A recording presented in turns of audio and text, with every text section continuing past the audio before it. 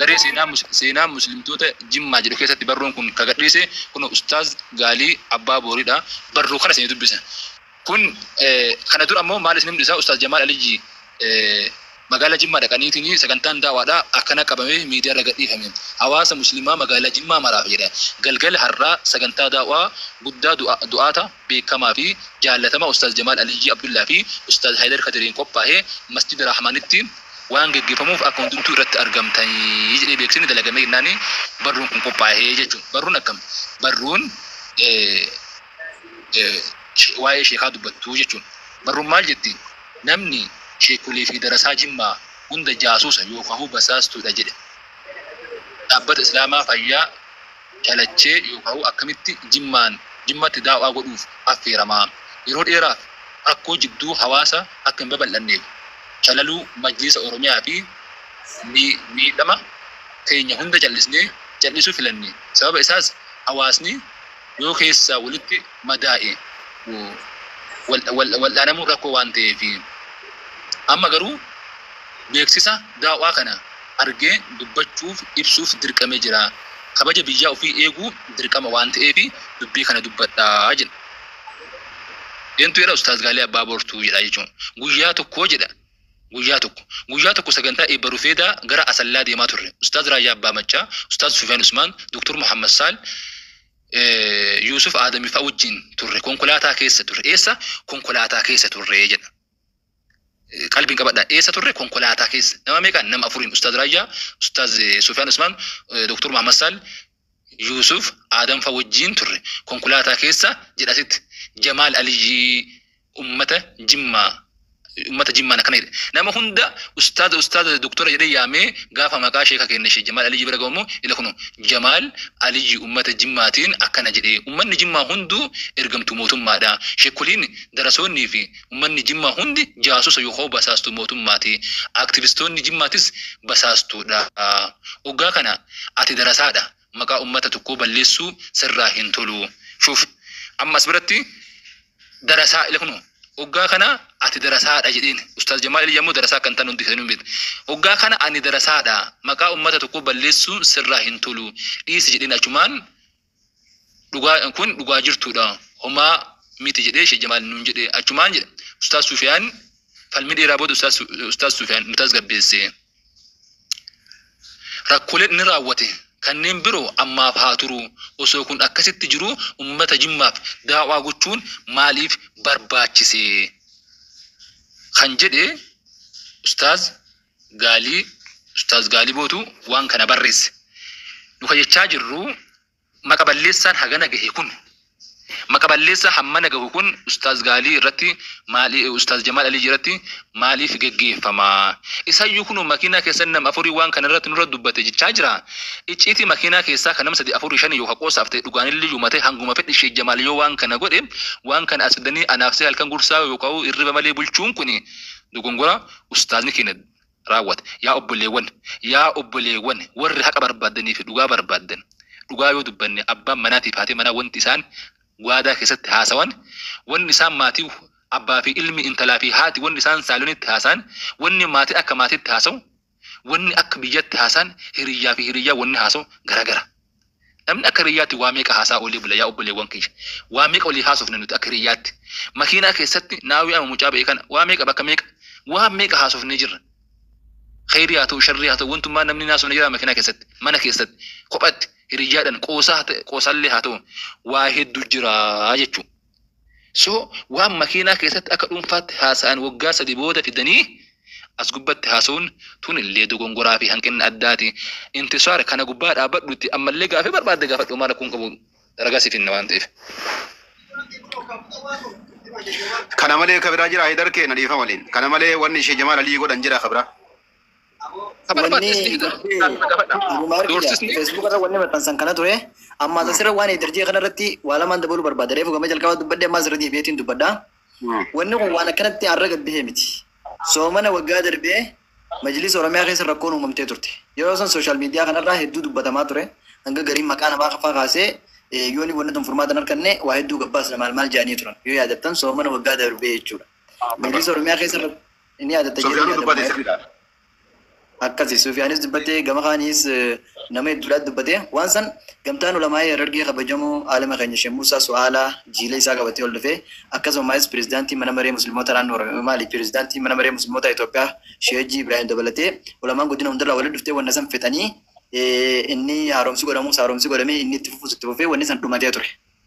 Kana namoonni yaadata. Garuu wanni san haa dhumatu malee qeeqaa fi maqaballeessin majlisa Oromiyaa irratti yeroo yerootti gara feesbuukaatiin maxxanfamaa ture.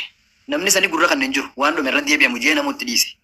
Har'a ammoo wanni kun wal dhabdeen tun bakki wal dhabuun ni jirti. Ustaaz Gaalii fi Sheekh Jamaal Aliyyi wal dhabuun ni jirti. Gaafan wal dhaban waggaa dabre san sooma dabre kana osoo hin taane sooma kana duraa san dhimma majlisaa sanirra wal dhaban. Kanis laa gaafa san inni pirezidaantii itti aanaa mana maree musliimotaa naannoo Oromiyaa ture. Ergasii immoo nama biraatiin bakka buufamee haala kolleeyyaal duraan wajjin majlisa kana hoogganaa turanii san booda Dr. Mahmuudiin bakka buufamee Ustaaz Gaaliin aangoo irraa kaafamee ture gaafa san wal dhabuun ni jirti jechuudha tasilaa ulamaan fettasanii. Wanni kun ture har'a ammoo yeroo inni fi gabbahamutti barreeffama san sirriitti nuti kan dhiibamne dhiibnee kabiyyaa dubbachuuf dirqamnee jee dubbate. Yeroon inni dubbate yeroo akkamii yeroo waa afur walitti qabamanitti. Tokkoffaa irratti yeroo inni fi sheeyni keenya karaa jimmaa deemu jirutti laalamuu isaa akkasumas inni lammaffaadha yeroo inni fi gantummaa wanni jaamatuun TikTok kanarraa ijoolleen afursi jirtutti ni beektan dhiyeenya kana waan deemaa jiru. Inni itti aanu yeroo inni fi hawaasni keenya beelaaf saaxilamee uummata kanaaf haadir mannu keessattuu uummata walaggaa fi uummata Harargee kan uummata Harargeetiif haadir mannu jaamee gargaarsa sassaabamuu jirutti. Akkasumas ajandaa waa'ee firqaa kanaas quba qabdanii waa'ee inni kun yeroo deemamu jirutti inni kun jidduudhaan dhufe. Kanas ta'ee san akka fadhees haa ta'u gabbaasuun osoo inni fi wanni kun osoo illee jedhame yeroo tana sooshaal miidiyaa irra gabbaasuun dogoggoraa namoonni amana. Maali yennaan namni wajjin nyaatee wajjin dhugee wajjin jiru nama sheekaa ta'ee haalima guddatti beena nuti gaaliidhaas hayyuu keenya beena nama kitaaba barreessuu nama daawwaallee godhuu hooggansa majlisaa irrallee nama ture nama bakka guddaa qabnuuf Sheekh Jamaal Aliyyi immoo haalima beekama inni akkuma beektan. Namni sadarkaa tanarra jiru kun hawaasa wal nyaachisuudhaaf waan akkanaa barreessuun dogoggora ta'uu ni beekna. Gama keessaatiin fixuudha. Takka guyyaa san yoo danda'an xumuruudha. Yoo guyyaa san danda'anii xumuriin ammoo karaa deemu jiranii migaa makiinaa keessatti xumuruun jettu ulfaate isaan kun hayyoota biitti nu qabdu aboo waan sana haafin nu qottaa jedhanii gattaanii fixuu danda'an ture. Yoo Sheekh Jamaal irraa fudhachuu didiman guddoo fidduu fidanii fixuu qaban ture. Yoo gaafa san hin fixinii har'a yaadatillee aboo waan gaafa sanii sana haafin nu jee fixuu danda'a ture. Maaf sooshaal miidiyaa irra fidamaa waan jedhamu. Waan kanaa jechuudha wanni jiru.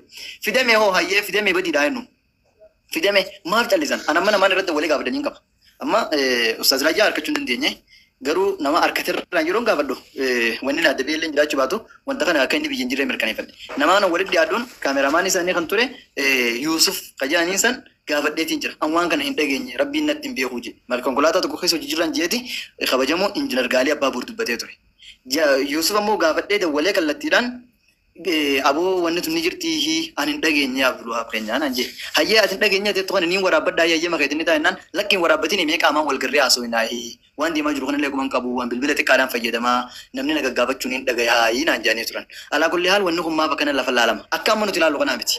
Namni waa'ee beeka Sheekh Jamaal Aliyyi akkas jedhaniif jimma inni arrabse jechuun dandeenyu jee hubachuu danda'a. Namni asirra jiru. Garuu wanni deemamaa jiru Sheekh Jamaal Aliyyi akkamitti jimma arrabsaa jedhanii warra dhuguma saniin xiiqee keessa galuu jiru jira jechuudha. Wanni fadhees ta'u gama keessaatiin maan dhufne hawaasa wal nyaachisuun waan akkanaa tanarra maaf barbaachise. Waan jedhamu akkas jalaa ballee ala. Salaamu alaikum warahmatullah. Alaikum salaam wa rahmatullahi. Aidar illee nagalchuu galatoomii. Carraanaa kennamaa hundi badde yaada wayi. Onaan kennamne nan eeggadha.